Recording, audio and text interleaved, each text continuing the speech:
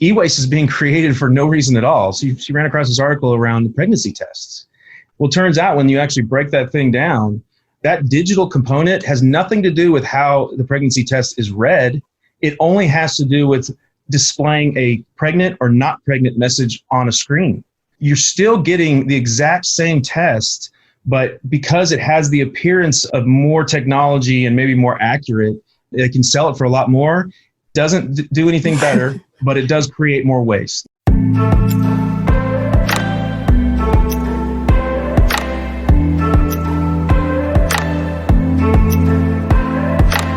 Welcome to Rise Leaders Radio. I'm your host, Leanne Mallory.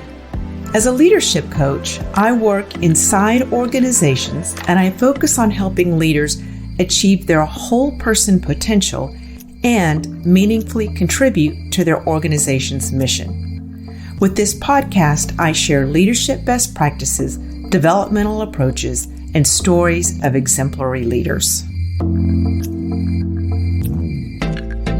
There are at least two stories that we're going to tell in this episode.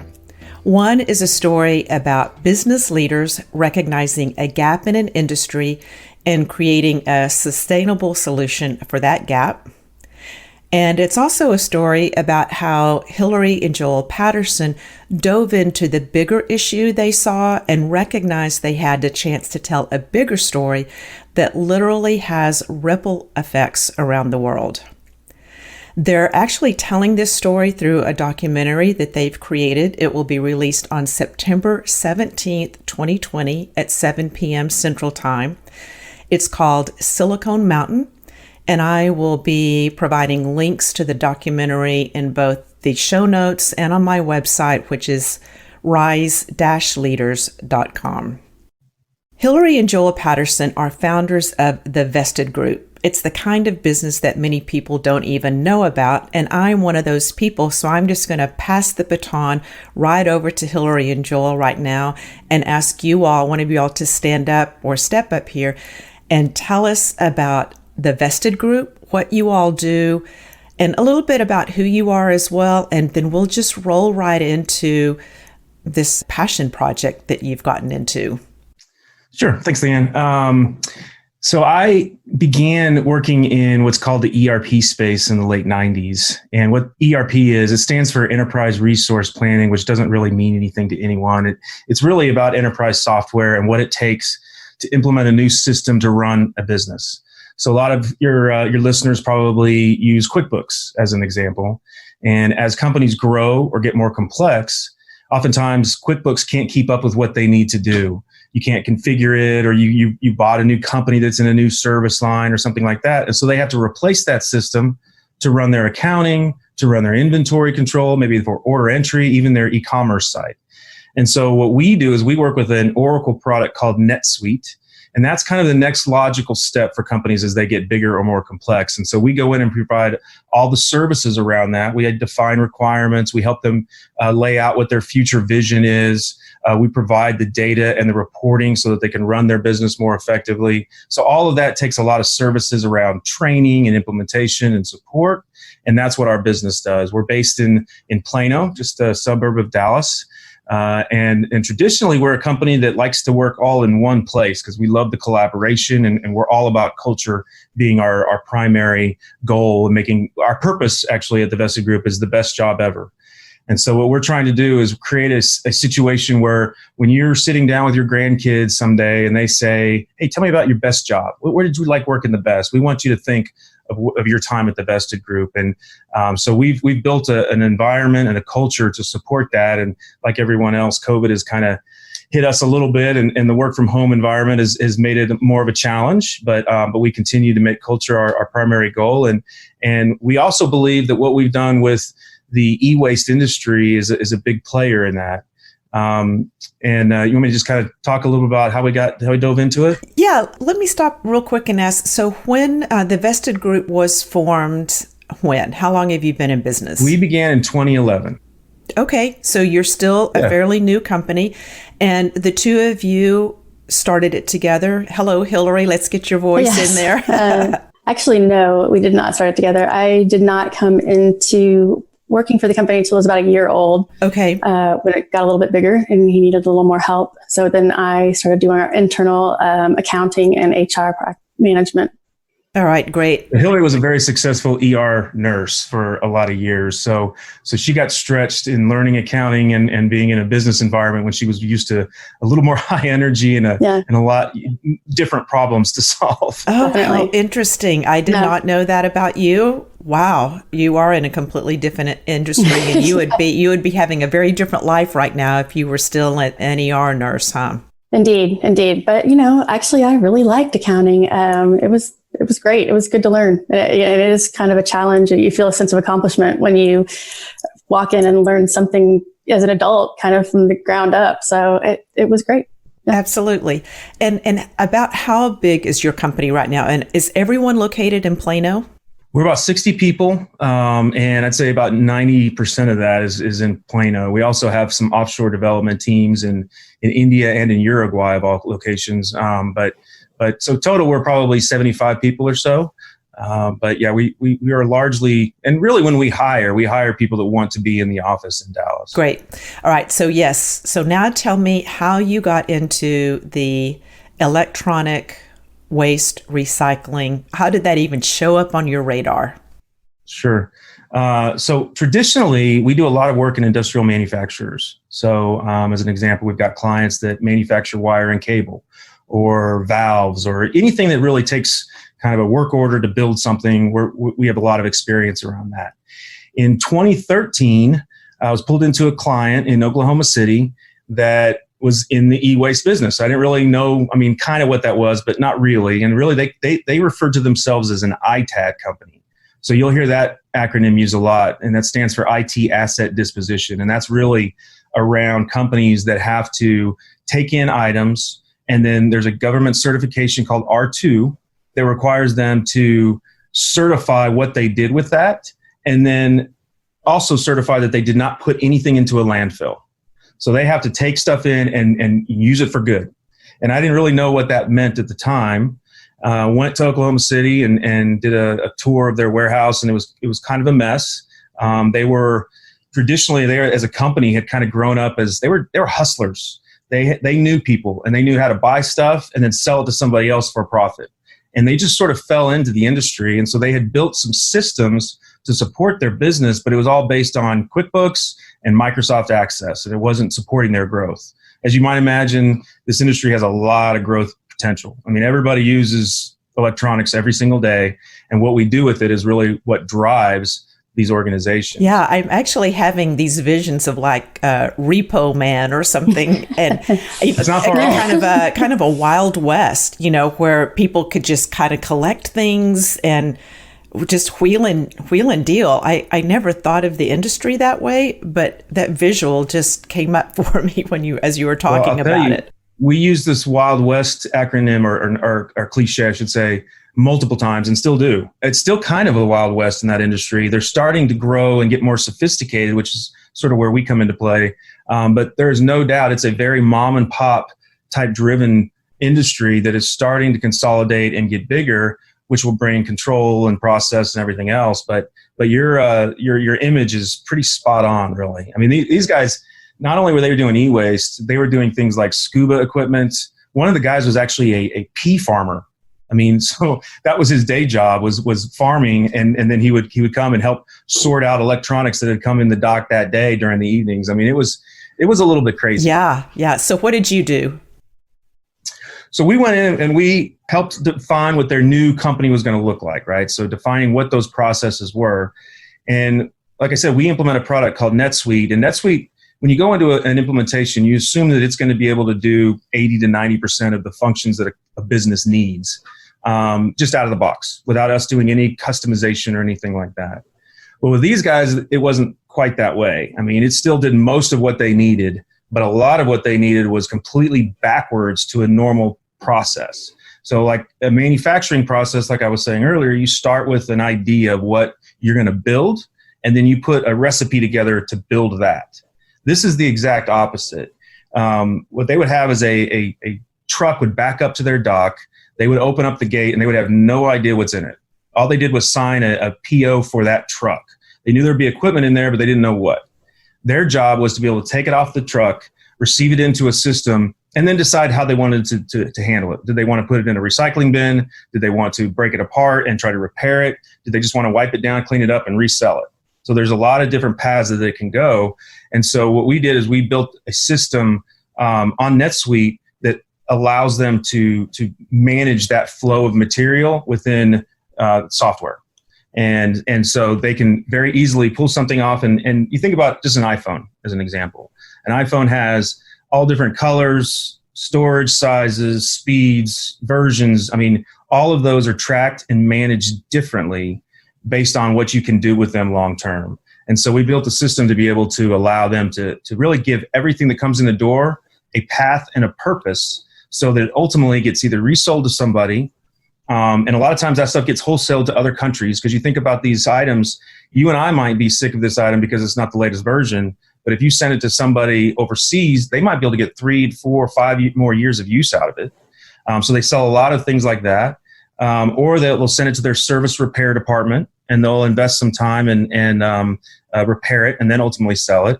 Or if it's just completely not repairable, it will go to a recycling process and to somebody that can break it down into the actual chemicals or minerals that make it up and make sure it gets used after that. So again, nothing goes into a landfill.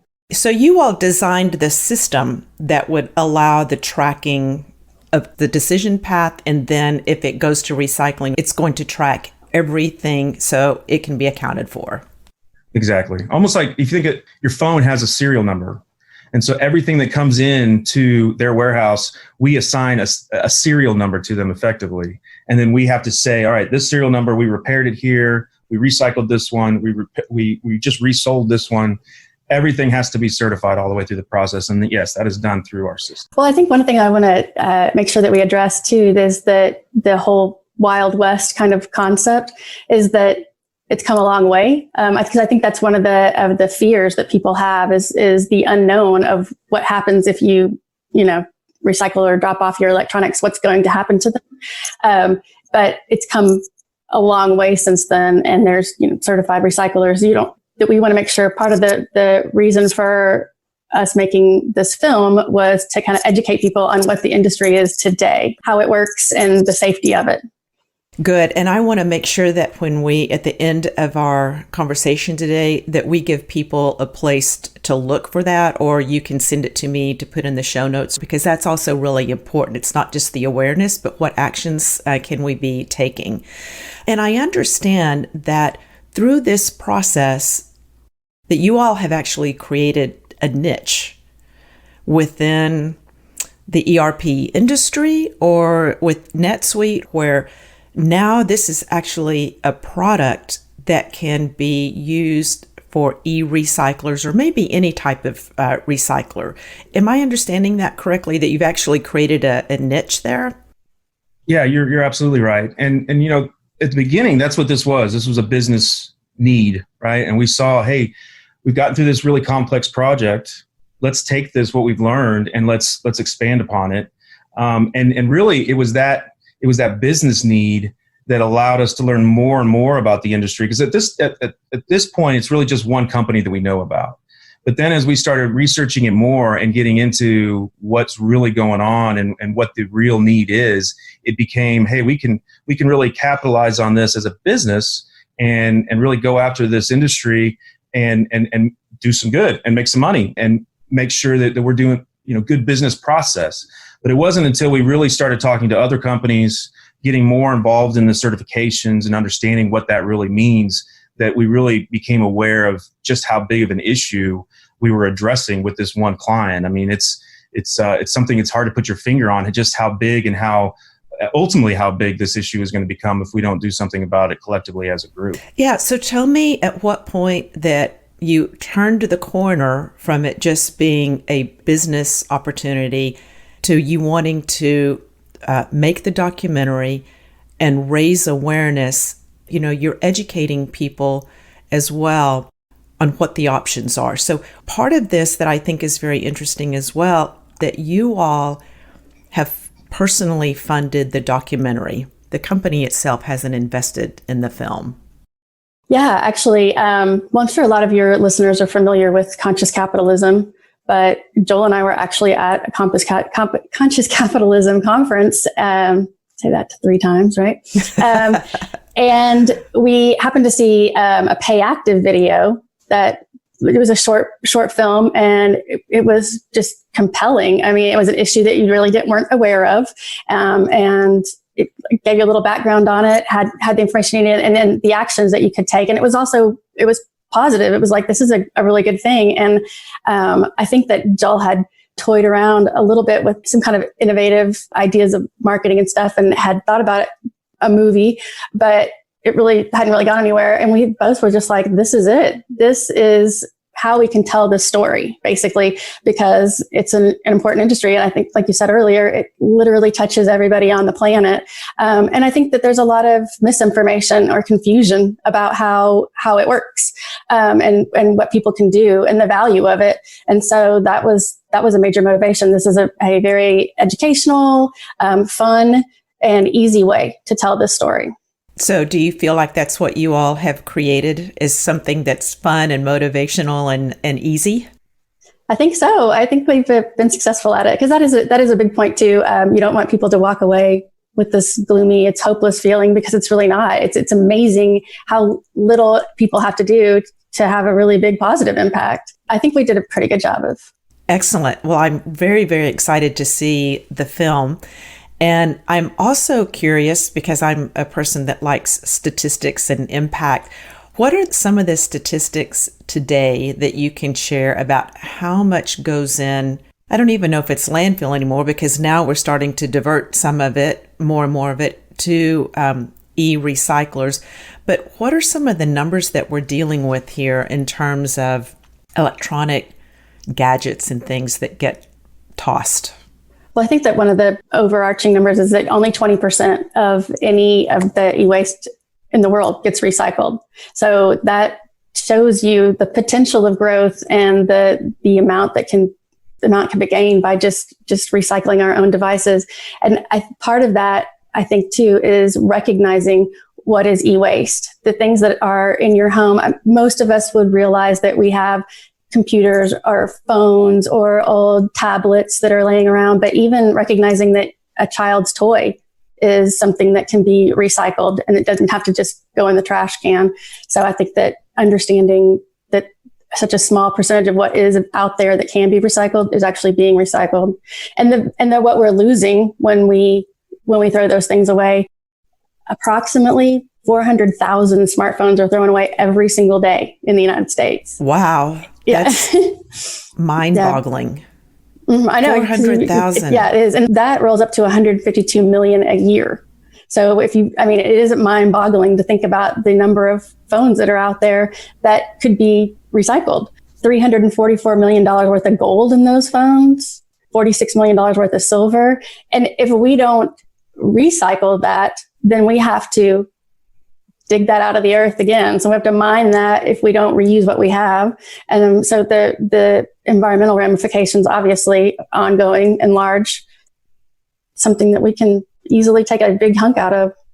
Yeah. And you mentioned too, so there's just keeping it out of the landfill, but you were also talking about what happens to some of this. Like it can be, I think Joel, you were talking about that it can be redistributed or resold to countries that don't have access to this. So what kinds of electronics are ending up in the hands of people in other countries that would otherwise not have access to them?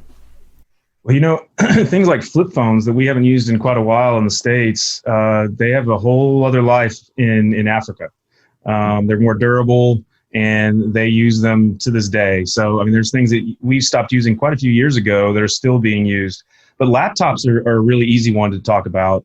That first company that we worked with in 2013, that was a big part of their business, is they would get in these 2-3-year-old Dell laptops that their client had stopped using, and they would really not have to do much to them except wipe the hard drive. One of the things that this industry really has done a nice job of covering is making sure that data is secure.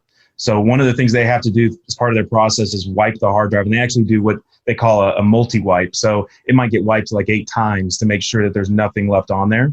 So with these laptops, they would just clean them up, reload the operating system, and they'd send a pallet of them to schools overseas.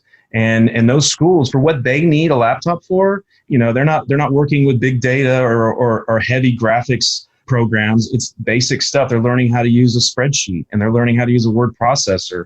And so these laptops are good for years.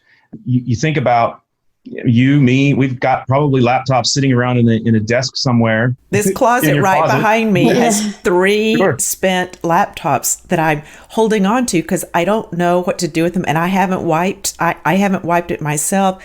And I've been concerned about just taking, because I actually don't know what is on those anymore.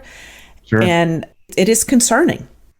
It's absolutely, and it's fair. I mean, we've all heard horror stories of people getting calls or getting a text, and they're sending them pictures of their family from their old phone that they thought had gotten wiped. Oh. But I think as long as you're going to a certified recycler, they have a process in place, and there's actually software.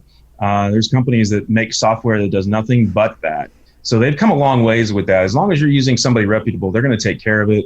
Their reputation is on the line as well. And they're going to make sure that it's put to good use, but also that it's secure before it's actually sent to anyone. Do you happen to know, Hillary, you were talking about, working in the pandemic and all that, and so many schools right now are distributing Chromebooks and all of that. Do you know if any of the recyclers are actually putting any of those back to use in U.S. schools that need them? I actually don't know that. Mm-hmm. Yeah, I can answer that one for you. Oh, great. Yeah. We have clients that do that. We've got a client in Chicago that does nothing but that, but they're focused on Mac products, and they absolutely do that. We've got another client that does exactly that, but with Chromebooks. So it's not just overseas. We're also able to use them here domestically. Actually, through the pandemic, one of those, the one client that's in Chicago, they have. We were going through their implementation right before everything hit, and they are they're one of those unique industries that is really thriving through this. I mean, they can't keep up with the demand because of all the learning from home situations, and they can't get laptops out quick enough to them. So they're definitely focused on that as well. That's fantastic. Is the term circular economy part of what you all are promoting here too, or is that separate? Yeah, it absolutely is. Is this an example of circular economy? I guess I should say that. Yeah, it is. It's taking something that one person has stopped using. And again, we can go back to an iPhone example. A lot of times people will buy the new iPhone because they want a new iPhone, not because there's anything wrong with the last one that they had. And taking that, instead of leaving it in a drawer, actually giving it to somebody that can either sell it, refurbish it, whatever needs to be done, and putting it back into the economy. That can probably happen 2 or 3 times before it actually needs to be recycled. Okay. And that's really what we're talking about. And then once it's recycled, it's breaking it down to those bare elements so that we can also reuse what's within that. Yeah, that's the environmental aspect of it too, is that, we talk about all the phones that go out, is that if you can't repair it, then you can take all of the elements, all of the minerals and everything that are in it out. So therefore, you can spare the mining that goes on the other end. Excellent. So I want to hear a little bit now about the documentary itself. So that's coming out September 17th. I think it's about half an hour long, and I've seen a few clips. How are you all describing the movie to folks? We kind of went out in the beginning. We wanted to spread the awareness, right, for this industry, how people can help, what is doable, who knows about it. So that's kind of what we went out and did. We interviewed recycling companies, activists, lobbyists, pretty much, everybody we can find that had some stake in the whole ITAD and recycling world, and tried to put it together in a kind of an organized manner of like, here's what's been going on, here's what we can do, here are all the areas it can affect. And another kind of bright side to it is that the recyclers that we found are just amazing companies that also are helping their community. One of our recyclers out in California uses ex-convicts that they retrain. And so, I mean, so there's like a ripple effect of all the good that's happening. So not only, so it's kind of the ultimate win-win-win kind of situation where, we help environment, we help businesses, we help people. The products that we, are sent off to other countries can help with education. There's such a big benefit. And so I really kind of wanted to show that, like what all the opportunities are, and then, how individuals and companies can make a difference. You're casting a really big net. I'm really excited to see that. Now, one of the clips that I'm remembering that I saw too, I think that you have one of the people that you're speaking about that's encouraging people to repair their own phones. And there's a scene where these two women are actually like cracking the back of their phones open. What is that about? Are you all actually encouraging, or are there people that encourage folks to open up their phones and see if they can fix it? I just have to tell you, that scares the bejesus out of me to think about doing that. It does scare people. It scares a lot of people. But yeah, there's a company called iFixit that's huge in that market. And they have very detailed instructions. They have kits that you can buy with very detailed instructions, videos, all the tools that you need. And part of their message is overcome your fear that these things can be done. And so, they call a lot of it around forced obsolescence, that in fact it's not broken, there's nothing wrong with it, you can change out the battery, because that's a big one for a lot of phones. This is something you can do, get a lot more life out of your phone. Yeah, great. But it is a little terrifying to kind of think about on the surface, but it's doable. Totally doable, yeah. Right. If we have two people that have never done it or never even thought about doing it, successfully, complete the project. Yeah. Nice. It's also a big push around right to repair. So that's another big topic that we want to make sure people are aware of through the film is that every state kind of has their own legislation going through around the right to repair your phone. So, there's this thing, you buy a phone, you pay a lot of money for it, and then you're told what you can and cannot do with it when it breaks or when you're done with it.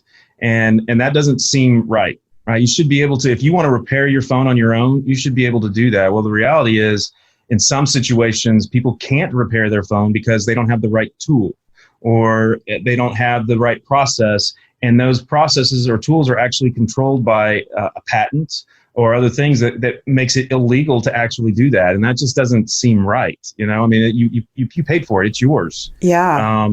And so it's a big movement to really get that changed legislatively, but it's, as you might imagine, it's a big fight from the manufacturers to keep that from happening, because that's also a revenue source for them. So again, we'll be sure to send you a link where people can go and they can write their legislature. They can get active around just wanting the ability to do with their own device what they want. Unfortunately, it's a big battle. It's not necessarily going to end anytime soon. Wow, so many processes that we probably don't know about. When I hear you speak, I just think that's just like un-American. That just kind of goes against what I think we stand for, and it's amazing how much is kind of below the surface that we don't know about. That's actually legislation. Here's a really interesting one too, that it didn't make the short film, but it's around tractors, like farm equipment. And you would be surprised, Kyle Wiens, who owns iFixit, he talks about how he spends a lot of his time working with farmers because a John Deere tractor, a piece of software may have been decommissioned for some reason because they want to sell the new one. And so he's actually working with them to find ways to keep their old tractors running in spite of what the manufacturers are trying to do. You would not put farming in your eWaste bucket typically. But it's absolutely there, and it's a big component of it. Well, and I think it'll only get more and more true the more computerization that's just part of everyday life. Yeah, that's kind of the Internet of Things that you hear about. Yeah, I mean, that it's true for appliances too. It used to be that your refrigerator lasted 20 years, but now it's more like 5, and that's only because the software that is what's going to change, and it physically will still function. So part of like, how do we not create more waste is to be able to reuse and repair the things that we have. Yeah, Hillary ran across this great article just a couple of days ago we were talking about, because this e-waste is being created for no reason at all. So she ran across this article around pregnancy tests. and how you can go in, you can look at the shelf and you can say, all right, here's a pregnancy test that looks like what I'm used to seeing. It's got a line one way or another, I think is the ultimate result, right? Well, there's a digital one right next to it that costs like 3 times more. Well, it turns out when you actually break that thing down, that digital component has nothing to do with how the pregnancy test is read. It only has to do with displaying a pregnant or not pregnant message on a screen. So you're still getting the exact same test, but because it has the appearance of more technology and maybe more accurate, it can sell it for a lot more. It doesn't do anything better, but it does create more waste. Yeah. And so things like that there's no value there. Well, I think this could kind of bring us into like actions that we can all be taking. And I wonder if, of course, I'm not looking at pregnancy tests anymore, but I wonder if it's that evident. And Hillary, I was sharing with you earlier, we actually still have a picture tube TV. We've had it for 20 years. It still works, and we'll keep it until it poops out. Too heavy to move. Exactly. Well, now it's right. Built in. Yeah. Well, and we have to get all new furniture to encase it and all that. But it's fascinating how quickly, now if your flat screen TV lasts 5 years, it's good. That's a long time. But as a consumer, we all have a role in, not buying things that we don't need. And Joel, what you just mentioned is a great example. You actually don't need a digital version of the pregnancy test. It just creates more waste. I'm wondering if you all know about some guidelines or have just a list of things that you've started doing to reduce your impact, personal impact, and your business impact. Absolutely. That the takeaway from this really is how simple it is. First of all, it's awareness, like the pregnancy test or things that you don't think about that often, like your children's toys, a flashlight that you have. Those kind of things are all electronics that can be recycled. So having the awareness, first of all, that not to just throw it in the trash if it's broken is huge. Recognizing those things around your house. And then also finding your closest certified recycler. Once you know where that place is, it's much easier to take your items there. You have a box or whatever that you put things in and then be able to go drop it off. If it's a kind of a mystery or you just think, I'll do it later, it becomes a bigger hassle, right? But if you can just take the simple steps of looking it up and recognizing what around your house you shouldn't throw out, taking it to the recycler, that's all it takes really for an individual.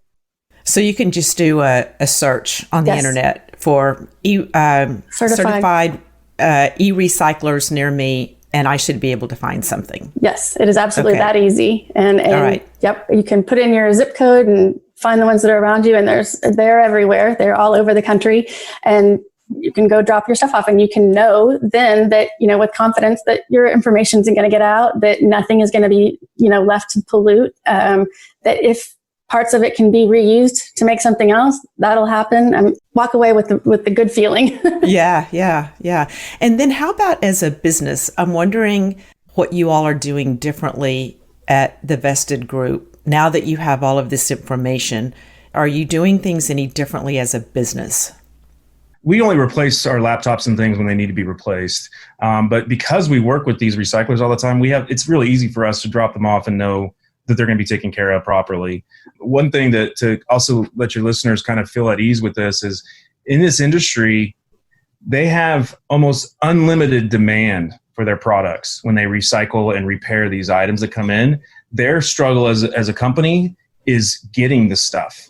So not only when you find somebody that you want to give it to or that you go to a certified recycler, they really desire and want that. I mean, it's not a hassle for them. Sometimes when you're dropping stuff off like that, you think like if you're dropping off furniture or something, what are they going to do with that? These people really, really want and need this material for their business because that's where the bottleneck is. It's really getting enough material to be able to push through their process. So don't be shy about that. And as a business, that's what we do. We make sure that we give, and actually we've been able to coordinate with other clients of ours that have excess material and IT inventory that they want to get rid of and refer them to our other clients to allow them to process those.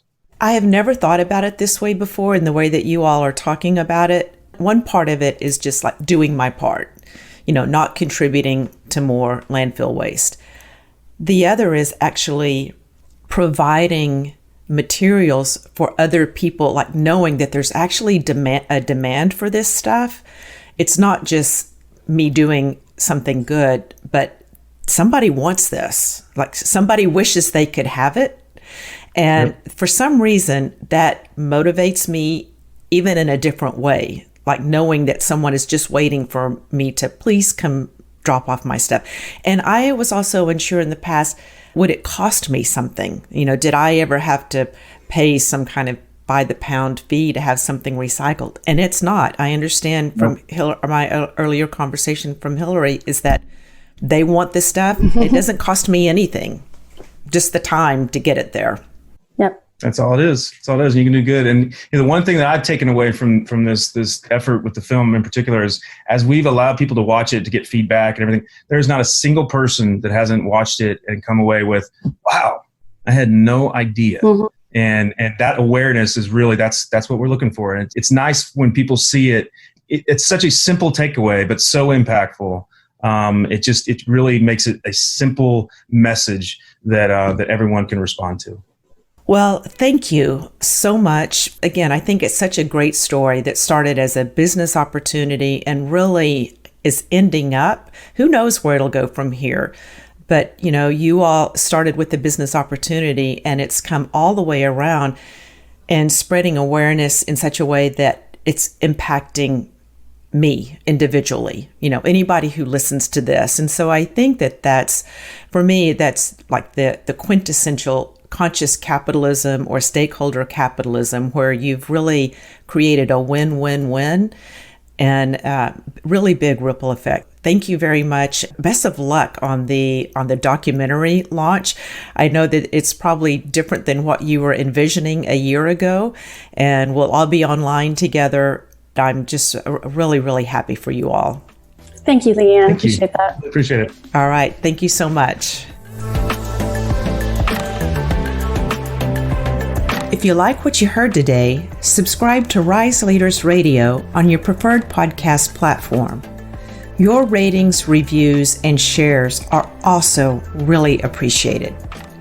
You can also visit rise-leaders.com for all the resources we talked about today and to work with me if you're committed to making your unique and positive impact. Thank you for listening, and remember, elevate your part of the world.